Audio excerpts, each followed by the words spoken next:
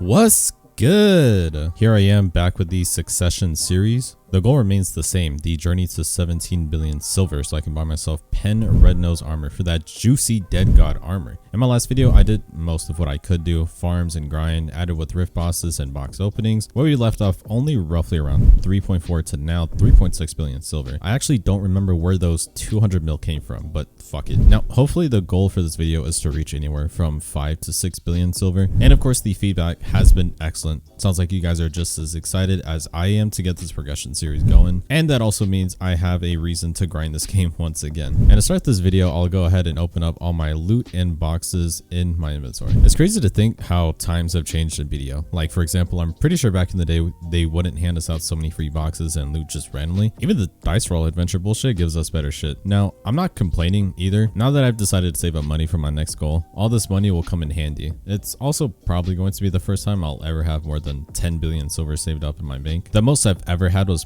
probably 8-ish billion silver to buy myself a Veil's Heart at that time. Other than that, I never really saved up that much money before. Yo, what the fuck? Fucking Prime Manos ring. Manos gear is pretty pricey last time. Oh yeah, over 300 million.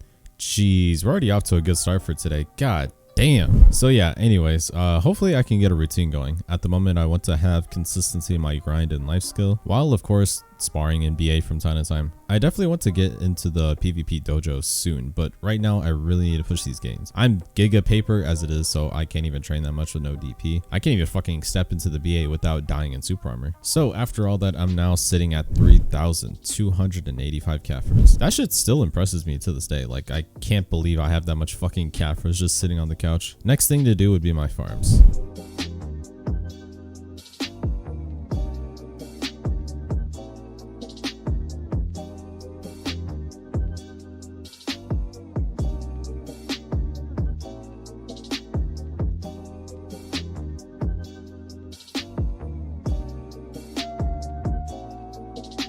Funny enough, I remember not too long ago when I used to forget or just not do farms at all, that when I would come back here randomly, my fences were all gone. Like, at a certain point, I just didn't keep up with my farms and it all just disappeared on me too. At that point, I'd realized I haven't really touched the game in a while, so I definitely had to come up with a way and a reason to slowly get back into the grind. Then of course, here I am, finally doing a fucking progression series. Now that these are done, I can now do my next money making option. I said I'd do in my last video, cooking. I got my whole setup and everything, just doing some good old pickled ricks for this turn in. So yeah, this would be my usual setup. The grind, the farms, the cooking. The cooking did take a bit of investment, but it was worth it since it makes decent money on the side each week. It doesn't cost too much to get into, the ingredients and such. In order to do better cooking meals for turn-ins, you'll definitely not only need higher cooking level, but also you have to do other forms of life skilling to gather the other ingredients, which realistically is more so the true life skilling route with like milking or nodes that get you honey or whatever bullshit. For me, since I want to mainly grind if I can, doing small stuff like farms or cooking turn-ins will just pretty much do fine for a weekly income. As long as I'm not burnt out or bored from grinding, no need to go full life skilling route. Plus, I've seen Manos enhancement. That shit looks like a headache and a half. Even though, I mean, yeah, actual other enhancements looks pretty bad, but I've definitely seen people try to go for like Pen Manos clothing and shit. Like, it's pretty up there. Let me know if you guys are more so PvE grinders or life skillers. What's your experience been like and why it's like your preferred route? Honestly, don't know for how long I can enjoy or physically sustain the PvE route, but things like gathering or bartering have been an idea that could happen for me in the far future, but who knows. With how easy it is for me to just turn my brain off and just grind my ass off for hours on top of that, helps me to keep on top of things like PvE combos, skill add-ons that go with it, etc. It's just something that allows me to get a good idea of what and whys when it comes to PvE with Succession. So naturally, that's like the idea. If I'm making guides on that, I have to keep in touch with each aspect, All right, now it's time to pack these pickled ricks. You'd be surprised, but when I do my cooking bullshit, I actually get all my ingredients and sit there for a while just making vinegar and then making pickled veggies. Then after it's all done, I'll legit just sit there and make all the boxes myself all in one sitting. Is that weird? I don't know. I'm not sure if I'm the only one, but I don't know if that's common. It just seems like a really long process on one sitting, but I actually don't mind getting it all out the way. That's just me. Now that I have my boxes all nice and stacked, I'll go ahead and get my farms done once again.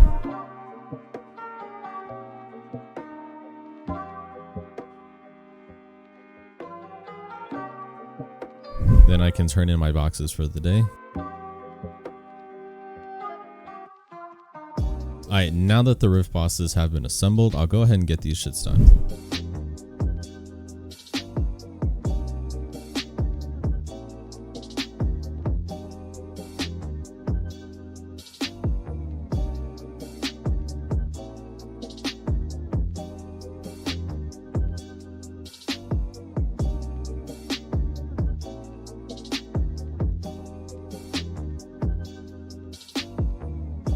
Strangely enough, maybe I just haven't noticed it myself, but I actually didn't expect 10 rift bosses to open up back so easily in just a week. Then again, yeah, a week is a week. I don't know. Maybe they did change them recently, but I could have sworn these shits would take a little bit longer to come back up. I don't know. I honestly could be high as shit, but if it just takes a week to get at least 10, then fuck yeah. That means every week I can save up to 10 rift bosses and get a decent amount of money. Hey, if it fits to my progression routine, that's even better. Now let's see if I can somehow get 4 Eye of the Ruins again.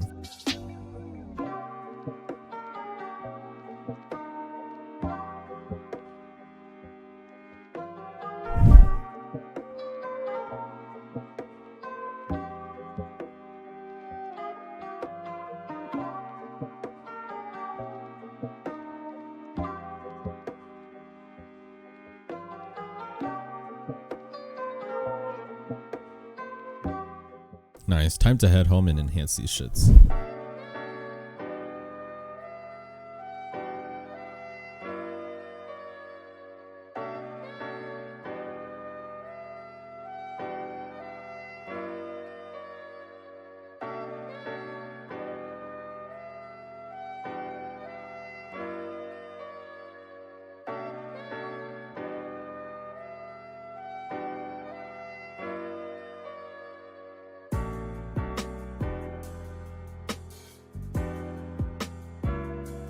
Let's see if I can get both of these to go.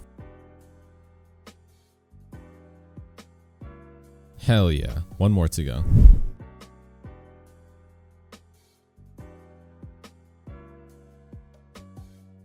Fuck.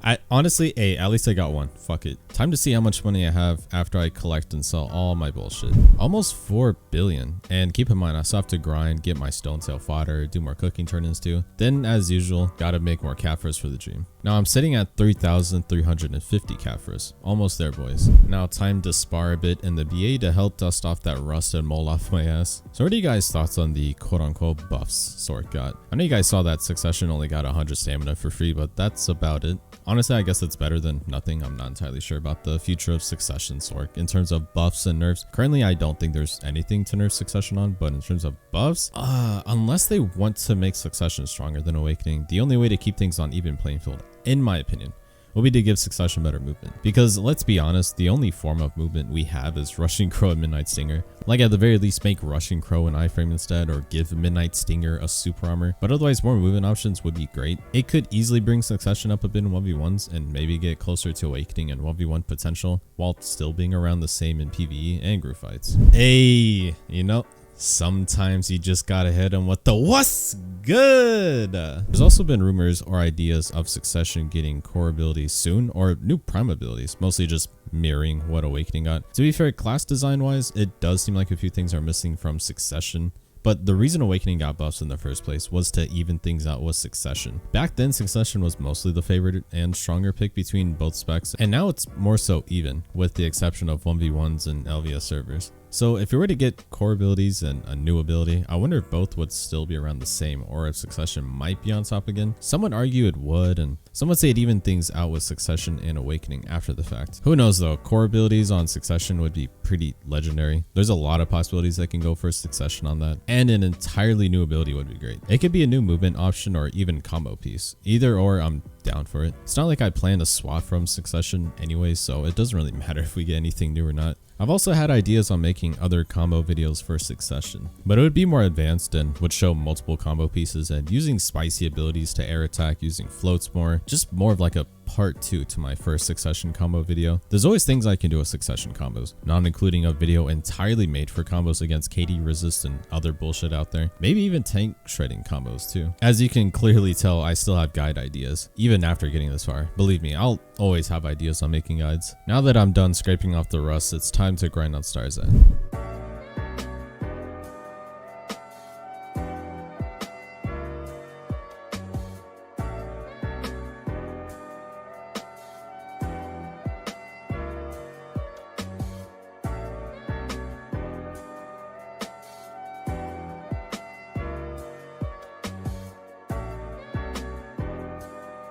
Yo, I just randomly found a perfectly carved out part of the map.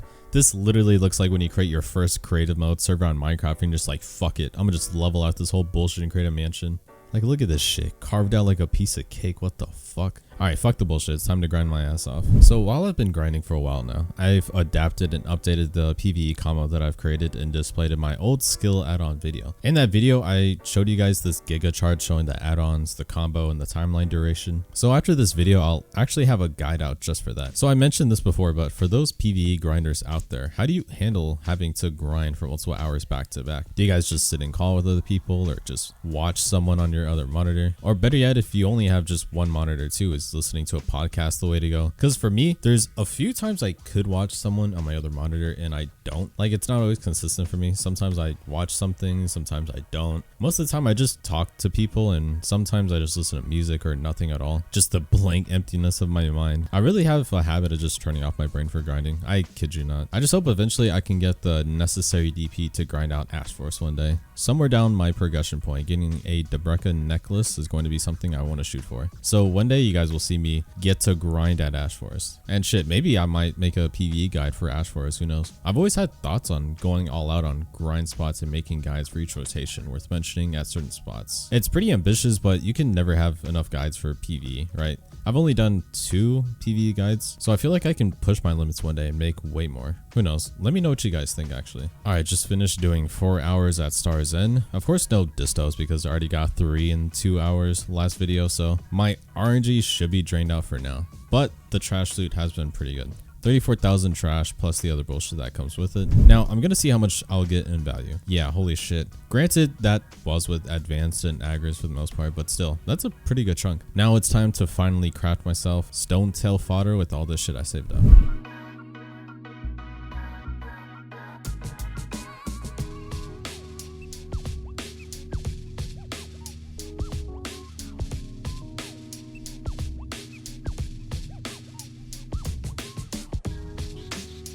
And with this amount, it should be more than 150 mil, I believe. Yeah, 200 million. Good shit. Now time to head home and finish up this video. I'm gonna open up this accessory box and enhance it. I normally don't do this, so I'm just gonna flex my unluckiness and see what happens.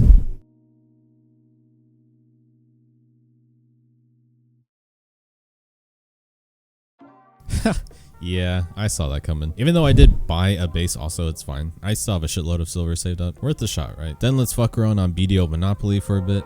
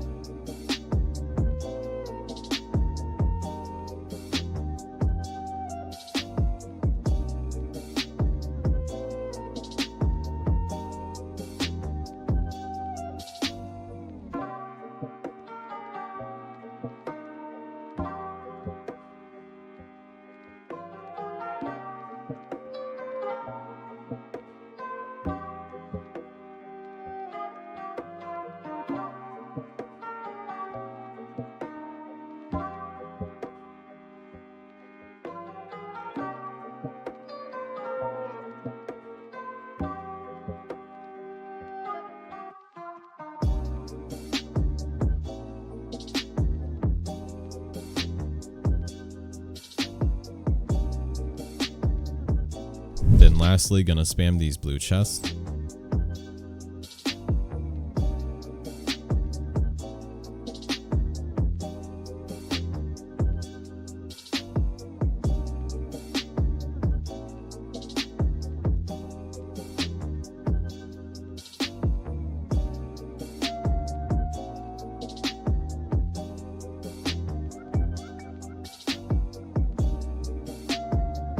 Then I'll go ahead and cash out everything I've done.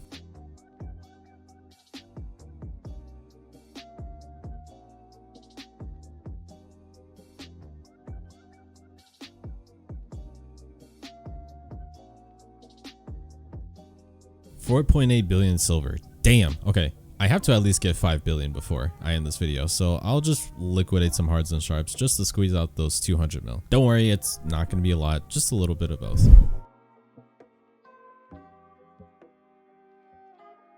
Alright, now that they sold, I'm at 5 billion silver. Couldn't clutch out 6 billion, but that's okay. I'll take 5 billion. Now that officially wraps up this video, hope you guys enjoyed the Succession series for this video. Let me know in the comments your thoughts and excitement. I appreciate the support, so I'm looking forward to making these for you guys. And as always, I'll see you guys in the next one. Peace.